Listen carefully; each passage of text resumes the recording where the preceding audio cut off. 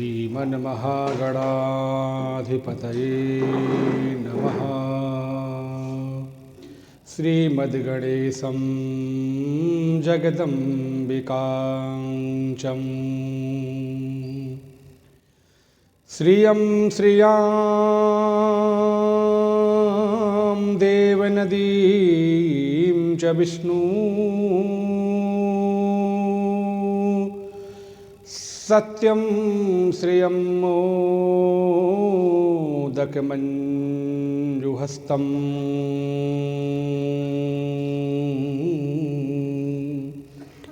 गोपालबालं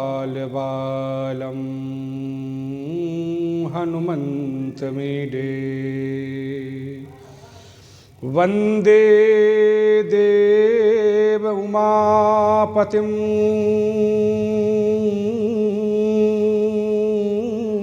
सुरगुरुं वन्दे जगत्कारणं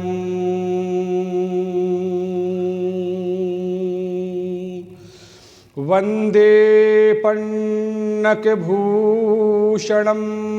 मृगधरं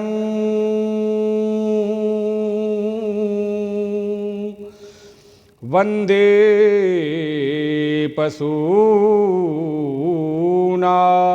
पतिं वन्दे सूर्यशशाङ्कवन्दिनयनं वन्दे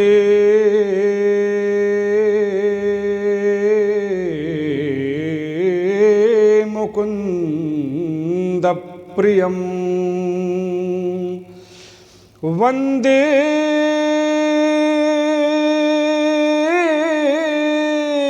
भक्तजनाश्रयं च वरदं वन्दे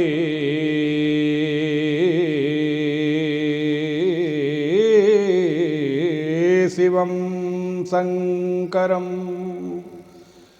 नमामि गंगे तव पादपङ्कजं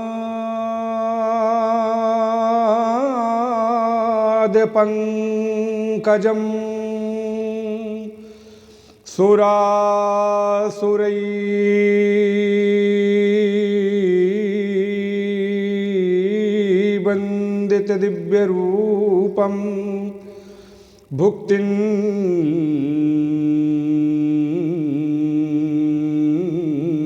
च मुक्तिं च ददासि नित्यं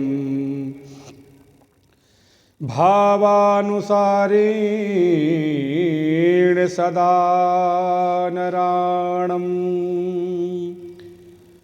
भगवती भागीरथी कलमलहारिणी मोक्ष प्रदायिनी महारानी माता गंगा के पावन श्री चरणों में अकारण करुणावरुणालय लोक लोकाध्यक्ष त्रिभुवनपति कृपा मूर्ति वात्सल्य मूर्ति प्रेम मूर्ति करुणामूर्ति दयानिधि दयासागर ज्योतिष स्वरूप सुख स्वरूप आनंद स्वरूप आह्लाद स्वरूप प्रकाश स्वरूप भगवान महादेव के सन्निकट उनके श्री चरणों में बैठकर नित्य प्रति की भांति हम आपके समक्ष सत्संग वार्ता प्रस्तुत करते हैं। ये मेरा परम सौभाग्य है।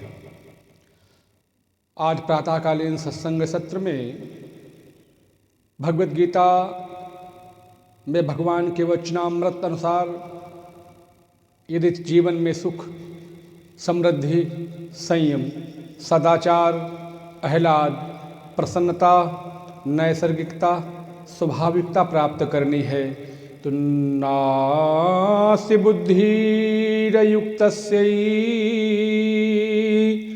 न चायुक्तस्य भावना। बिना बुद्धि की पवित्रता के न चा भावयता शांति रसान्तस्य कृता सुखम। पूरे संसार में सबकी इच्छा सुख प्राप्त करने की है। आनंद प्राप्त करने की है। जीवन की सार्थकता हमारे अपने भाव में तो हम सिद्ध करना चाहते हैं, परंतु शास्त्रोक्त जीवन, वैदिक जीवन, विधि विहित जीवन और गुरुजनों द्वारा आचरित जीवन हमारा है कि नहीं है, ये हमें इसका अवलोकन करना होगा, इसका अवगाहन करना होगा जीवन में कि हमारा जीवन, हमारा पाथेय किस ओर जा रहा है, हमारा लक्ष्य क्या है, हमारी दिशा क्या है। कहीं हम जो जीवन में पुरुषार्थ हम कर रहे हैं वो दिग्भ्रमित तो नहीं है, वो पद भ्रमित तो नहीं है, वो मार्ग भ्रमित तो नहीं है, वो कहीं ऐसी जगह मुझे ले जाके नहीं छोड़ेगा जहां हम जाना ही नहीं चाहते। इसलिए धर्मशास्त्र में हम सभी लोगों को पल पल में, क्षण क्षण में पूज्य संतों, महंतों, ऋषियों, मुनियों, ऋषिकाओं के द्वारा हर पल हर क्षण हमारा मार्गदर्शन किया गया है। तस्मात् शास्त्रं प्रमाणन्ते कार्याकार्य व्यवस्थितौ ज्ञात्वा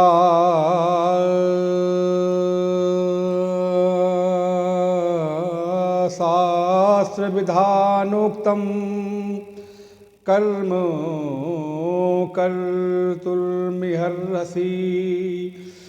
शास्त्र कहते हैं कि हम सभी लोगों को शास्त्र के द्वारा बताए गए मार्ग में ही चलने में आनंद है, क्योंकि इहलोक में एकदम सत्यनिष्ठा के साथ, आनंद निष्ठा के साथ जीवन यापन के बाद मरणोपरांत जब हम इस धराधाम को छोड़ के जाएंगे तो परम परमात्मा का सानिध्य हमें प्राप्त हो।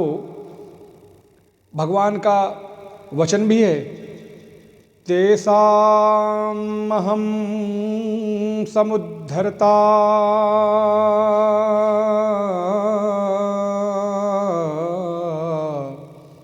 मृत्यु संसार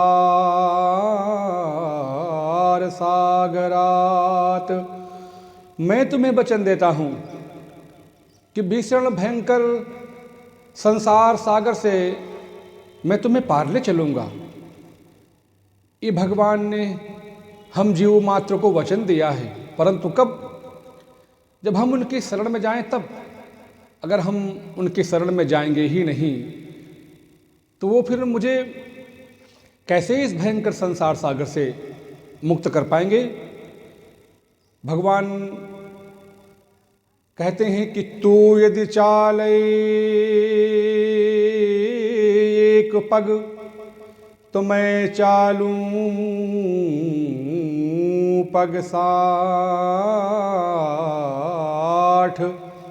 यदि तू मेरी ओर एक कदम चलेगा तो मैं तेरी ओर 60 कदम चलूंगा। अगर तू 100 योजन मेरी ओर चलेगा तो मैं 60 योजन तेरी ओर चलूंगा। 1000 मील तू मेरी ओर चलेगा तो मैं 60,000 मील तेरी ओर चलूंगा। अब तेरी ओर चलना, मेरी ओर चलना तो कोई ये बहुत आध्यात्मिक और गूढ़ विषय है कि कहाँ चलने की बात हो रही है। वो परमात्मा कहीं द्वारिका, अवंतिकापुरी, गया, कांची, मथुरा, अयोध्या, बद्रीनाथ, केदारनाथ, मुक्तिनाथ, पशुपतिनाथ क्या यहाँ है? वहाँ तो है ही, परंतु पूरे ब्रह्मांड में परमात्मा विद्यमान है।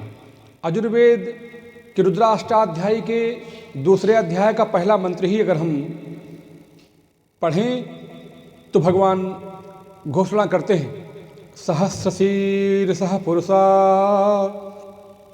सहस्राक्षः सहस्रपात स भूमिग्वं सर्वतः स्मृत्वात् तिष्ठद्दशांगुलं मा। हजारों हजार हाथ, नाक, कान, पैर, पीठ, बाल, खाल, इतना विराट परमात्मा जो अनंत है, जो मन और वाणी और बुद्धि का विषय नहीं है, इससे भी जो परे है, वो परमात्मा आपके हृदय में विराजमान है। वेद का मंत्र ही कहता है कि सहस्रशीर्षः पुरुषा सहस्राक्षः सहस्रपात सभूमिगुं सर्वतः स्फुत्वा तिष्ठित दशांगुलम मां। हजारों हजार हाथ, नाक, कान, पैर, पीठ, बाल, खाल वाला वो परमात्मा प्रतिष्ठित दशांगुलम मां हृदय में रहता है। एक बात मैं और आपको बताऊं, मैंने भगवान नारायण का वेदों, शास्त्रों, पुराणों, उपनिषदों में सुना कि वो क्षीर सागर में वास करते हैं, क्षीर सागर में रहते हैं। परंतु अगर मैं आपको पूछूं क्या क्षीर सागर का दर्शन आपने किया है, तो आप कहेंगे कि ना, मैंने नहीं किया। यदि आप मुझसे पूछेंगे कि महाराज कि आपने इन चर्म चक्षुओं से क्षीर सागर का दर्शन किया है, तो कदाचित मैंने भी नहीं किया। मैंने और आपने discovery of India, geography of India और दुनिया भर के दूरसंचार की क्रांति है, घर में बैठे बैठे पूरे संसार का दर्शन हम सभी लोग करते हैं। दैनिक समाचार पत्रों के माध्यम से संपूर्ण दुनिया की खबरें भी पढ़ते हैं, परंतु मैंने कहीं भी क्षीर सागर नहीं सुना, आपने भी नहीं सुना, परंतु मैंने महसूस किया है। अब आप कहेंगे कि महाराज आपसे ज़्यादा मैंने भ्रमण किया है, मैंने तीर्थ यात्राएं की हैं, मैंने पर्यटन किया है, मैंने देशाटन किया है। तो मैंने जब तीर्थाटन किया, देशाटन किया, पर्यटन किया, जब मैंने दर्शन नहीं किया तो आपने कहाँ दर्शन कर लिया। तो मैंने चर्म चक्षुओं से उस क्षीर सागर का दर्शन नहीं किया, परंतु मैंने ज्ञान चक्षु से और पूज्य गुरुओं के द्वारा बताए गए मार्ग से मैंने उसको अनुभव किया है। क्षीर सागर और कहीं नहीं है, क्षीर सागर आपके हृदय में ही है। अगर पूरे माँओं का दूध, माने मेरी माँ, बकरी माँ, गाय माँ, भैंस माँ, ऊँटनी माँ, हथनी माँ, सिंघनी माँ, जितनी माँ हैं संसार में, बड़ा अच्छा विषय भगवान की कृपा से आ गया। आज चूँकि स्त्री दिवस है, मातृ दिवस है, महिला दिवस है, नारी दिवस है, मैं एक बात आपको बताऊं कि भारत की वो पुनीत पावन पवित्र भूमि है जहाँ मातृशक्ति को सर्वोच्च, विशिष्ट और उच्च स्थान दिया गया है। हमारे वेद शास्त्रों ने दर्शन कराया कि यत्र नारी सुपूजन्ते, जिस घर में, जिस गली में, जिस गांव में, जिस ब्लॉक में, जिस तहसील में, जिस जनपद में, जिस प्रदेश और देश में मातृशक्ति की पूजा होती है, वहाँ पे देव वास करते हैं। और आप सभी ने देवताओं की उपस्थिति का मतलब तो समझ लिया ही होगा। यत्र नारीस्तु पूजन्ते रमन्ते तत्र देवता। जिस घर में मातृशक्ति की पूजा होती है, अब पूजा करने का मतलब ये तो नहीं है कि मैं गंध, अक्षत, धूप, दीप, माला, भोग, मिष्ठान, पुष्पांजलि लेके उनकी पूजा करूं। पूजा का सिर्फ यही मतलब है कि कितना आप उनको आदर दे पाते हैं, कितना उन्हें सत्कार दे पाते हैं, कितना सम्मान दे पाते हैं, कितना मैत्री और प्रेम और करुणा उनके प्रति रखते हैं। यही पूजा का भाव है कि हम उनका सम्मान करें, माता के रूप में, बहन के रूप में, पुत्री के रूप में, पत्नी के रूप में हम उनका सम्मान करें। तो आप निश्चित मान के चलें कि जिस दिन हम हमारे घर में मातृशक्ति का आदर करने लगेंगे, जिस घर में कलह होता है, बहुत सारे घर ऐसे मैंने देखे भी हैं, मैं सुनता भी रहता हूं, क्योंकि मैं भी सामाजिक जीव हूं, सामाजिक प्राणी हूं।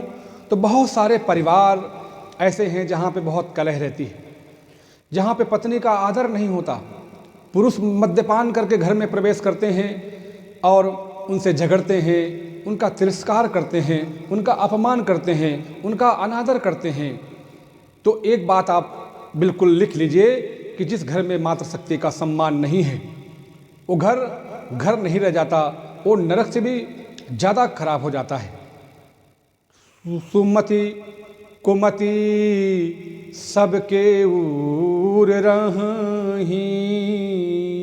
सुमति और कुमति ऐसा कौन प्राणी है जिसके मन में सुमति नहीं होती अथवा वो कुमति नहीं होती, परंतु आपने दैवी विभूति को उच्च किया है, उसको बढ़ाया है, डेवलप किया है कि आपने आसुरी प्रवृत्ति को बढ़ाया है। संसार में दो प्रकार की प्रवृत्ति है, दौ भूत सर्गे लोके अस्मिन् देव आसुर एव चा देवो विस्तरसा प्रोक्तम आसुरम पार्थ में सुडु। भगवद गीता में भगवान श्री कृष्ण कहते हैं, अरे अर्जुन, दो प्रकार की प्रवृत्ति है। एक प्रवृत्ति देव प्रवृत्ति है, दैवी प्रवृत्ति ही जो दैवी गुणों को धारण करती है। एक आसुरी प्रवृत्ति है जो कि आसुरी प्रवृत्ति को धारण करके नरक की ओर आपको ले जाती है। प्रवृत्तिम चा निवृत्तिम चा जनाना विदुरासुरा ना शौचम नापि चाचारो ना सत्यम तेषु विद्यते। जो प्रवृत्ति है बहुत बार उसको चाह करके भी हम त्याग नहीं पाते। बहुत बार ऐसा होता है, जानते हैं कि ये मार्ग सही नहीं है, ये रास्ता सही नहीं है, ये ककरीला रास्ता है, ये झाड़ियों से भरा हुआ है, ये परेशानियों से, ये इसमें रिक्तता है, इसमें खाई है, इसमें गड्ढे हैं, इसमें बहुत परेशानी है, फिर भी हम उसमें चलते हैं। धृतराष्ट्र जानता तो था कि मेरे पुत्र और पांडु के पुत्रों में भीषण युद्ध हो रहा है और मैं आसुरी प्रवृत्ति के लोग जिस प्रवृत्ति में खड़े हैं मैं उसी में खड़ा हूं, क्योंकि मोह जो है वो आसुरी प्रवृत्ति का ही द्योतक है, लोभ जो है आसुरी प्रवृत्ति का ही द्योतक है, क्रोध आसुरी प्रवृत्ति का ही द्योतक है, मद, अहंकार, दंभ, ये सब आसुरी प्रवृत्ति को धारण किए हुए जीव हैं। तो धृतराष्ट्र ही पूछता है कि धर्म क्षेत्रे कुरुक्षेत्रे समवेतायुजुस्सवा मामकं पांडवश्चैव किं कुर्वत संजया। अरे संजय, तू मुझे बता कि मेरे पुत्रों में और मेरे भाई पांडु के पुत्रों में दोनों सेनाओं के बीच में क्या चल रहा है। धर्म के क्षेत्र में कुरुक्षेत्र में दोनों ही सेना अपने अपने प्राणों के विसर्जन के लिए खड़ी हैं। एक धर्म क्षेत्र में है, दूसरा जो विजातीय आसुरी शक्तियां हैं। मैं जान तो रहा हूं कि मेरे पुत्र ठीक नहीं करते, क्योंकि जो कर रहा हूं ये अवैधानिक है, ये विधि भीत नहीं है, ये शास्त्रोक्त